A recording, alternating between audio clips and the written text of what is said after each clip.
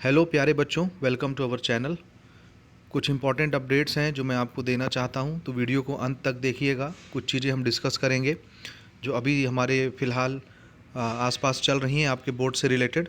तो आपको मालूम है कि बहुत सारे बच्चों ने कोर्ट में पिटीशन फाइल किया था सीबीएसई के ऑफलाइन एग्ज़ाम को लेकर के, यानी टर्म टू एग्ज़ाम को लेकर के। इसी तरह से आईसीएसई एग्ज़ाम है, एनआईओएस एग्ज़ाम है और जितने भी स्टेट बोर्ड एग्ज़ाम हैं उनके खिलाफ बच्चों ने और उनके अभिभावकों ने पिटीशन फाइल किया था कि ऑनलाइन एग्ज़ाम लेना ही सही रहेगा। क्योंकि परीक्षा आपकी पढ़ाई जो है वो ऑनलाइन हुई है, तो परीक्षा भी ऑनलाइन होनी चाहिए, और इसी को मद्देनज़र रखते हुए कोर्ट में पिटीशन को फाइल किया गया था। तो आज 24 फरवरी को इसी के संबंध में सुनवाई थी सुप्रीम कोर्ट में, और आप सबको मालूम हो चुका होगा कि सुप्रीम कोर्ट का फैसला क्या आया है। यहाँ आप देख सकते हैं कि ऑफलाइन परीक्षा सुप्रीम कोर्ट से पास, यानी सुप्रीम कोर्ट ने सीधे सीधे ये बात कह दी है कि भाई ये पूरी तरह से बोर्ड का मामला है, और बोर्ड ऑफलाइन परीक्षा लेने के लिए अगर तैयारी कर रही तो पूरी तरीके से ऑफलाइन परीक्षाएं ही होंगी। तो जिन लोगों ने याचिका फाइल की थी कि ऑनलाइन एग्ज़ाम होना चाहिए, उनकी याचिका को सिरे से ही कोर्ट ने खारिज कर दिया है। बहुत से लोगों ने ये भी कहा था कि पिछली बार ऑनलाइन परीक्षा हुई थी, इसी तरह की स्थिति थी, तो कोर्ट ने उसको भी आधार नहीं माना है कि पहले का जो भी फैसला रहा है उसको हम आधार बना करके हर बार वही फैसला नहीं दे सकते। तो आप यहाँ पर ये नवभारत के न्यूज़ पढ़ सकते हैं कि आज 24 तारीख को ही ये न्यूज़ आ गई है, या 23 तारीख को ही आई थिंक ये न्यूज़ आ चुकी थी कि कोर्ट ने सिरे से इस फैसले को ही खारिज कर दिया है। तो अब बिल्कुल भी कोई भी ऑनलाइन एग्ज़ाम नहीं होने वाला है। बिल्कुल सीबीएसई का टर्म टू भी ऑफलाइन ही होगा, और जिस पैटर्न पर आना है यानी सब्जेक्टिव उसी पैटर्न पर होगा। इसी तरह से दूसरे जो स्टेट बोर्ड्स हैं और आईसीएसई है, एनआईओएस के एग्ज़ाम है, वो सब के सब ऑफलाइन ही कंडक्ट करवाए जाएंगे। ये तो रही हमारी पहली अपडेट। तो आपको चाहिए कि हर हाल में आप अपने ऑफलाइन एग्ज़ाम की तैयारी करें और किसी भी भ्रम में ना पड़े बच्चे। इसी बात को सुप्रीम कोर्ट ने भी कहा है कि इससे बच्चों में भ्रम फैलता है, तो झूठी दिलासा किसी विद्यार्थी को नहीं देनी चाहिए। और हम शुरू से ही आपको बोलते आ रहे हैं कि इस बार कोई भी लॉजिक नहीं बन रहा है ऑनलाइन एग्ज़ाम को लेकर के।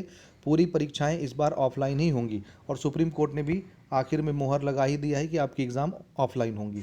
तो ऑफलाइन की तैयारी आप करते रहिए। चलिए अपन बढ़ते हैं दूसरे अपडेट की तरफ।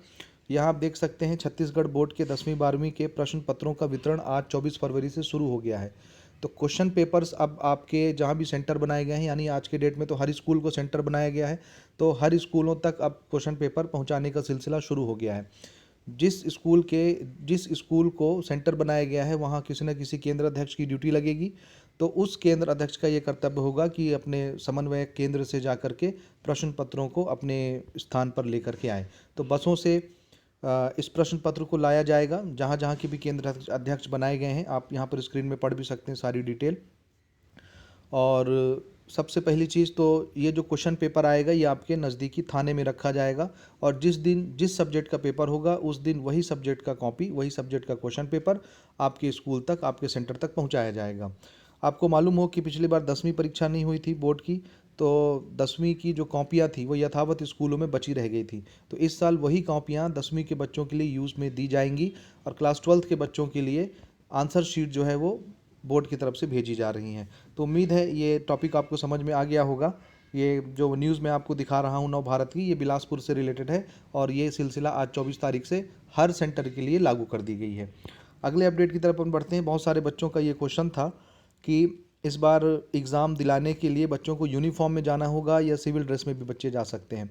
और यही सवाल जो अभी सीजी बोर्ड ने अपनी हेल्पलाइन नंबर शुरू की है, जिस पर हमने एक वीडियो भी बनाया था कि आप अपने क्वेश्चंस को उन हेल्पलाइन नंबर पर फ़ोन करके भी पूछ सकते हैं, बोर्ड से रिलेटेड, सिलेबस से रिलेटेड, या जिससे भी आपको संबंधित कोई भी समस्या है, जिस टॉपिक से संबंधित उस टॉपिक को आप फ़ोन करके क्लियर कर सकते हैं सीजी बोर्ड से। तो अगर आपने वो वीडियो नहीं देखा है तो उस वीडियो को ज़रूर देखिए, हमारे चैनल पर आपको वो वीडियो मिल जाएगा।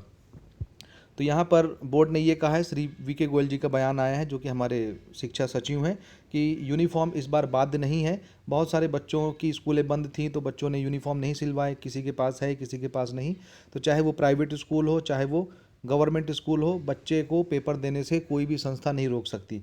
चाहे बच्चा सिविल ड्रेस में जाए चाहे बच्चा ड्रेस में जाए, जो भी स्कूल का यूनिफॉर्म है, तो आप बिना यूनिफॉर्म के भी सिविल ड्रेस में जा कर के एग्ज़ाम दे सकते हैं, आपको कोई नहीं रोकने वाला।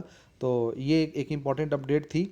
तो इसको भी लोगों तक ज़्यादा से ज़्यादा शेयर कीजिएगा ताकि सभी लोगों तक ये इन्फॉर्मेटिव वीडियो पहुंच सके। इसके अलावा इस बार देखिए 70% पाठ्यक्रम से ही क्वेश्चन आएंगे।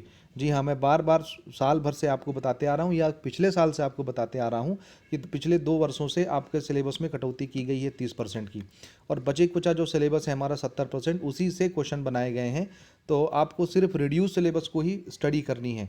और हमारी देखिए मैथमेटिक्स की सीरीज़ भी आ रही है, और हिंदी की सीरीज़ भी आज हम लेकर के आ रहे हैं, इवन संस्कृत की सीरीज़ भी लेकर के आ रहे हैं। तो उन वीडियोस को ज़्यादा से ज़्यादा लोगों तक आप शेयर करें ताकि सबको उनसे फ़ायदा हासिल हो सके।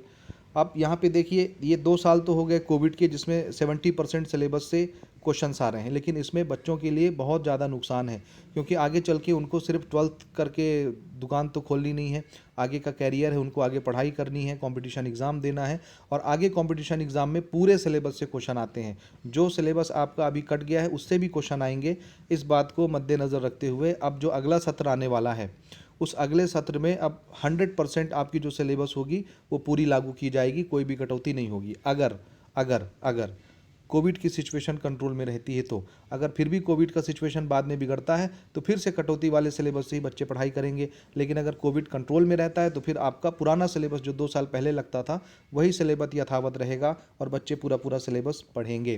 क्योंकि इस बार देखिए 14 मई तक सेशन बढ़ा दिया गया है, तो थोड़ा सा सेशन लंबा चलेगा। आपकी नई सेशन की क्लासेस 1 मई से स्टार्ट हो जाएंगी, 14 मई तक चलेंगी।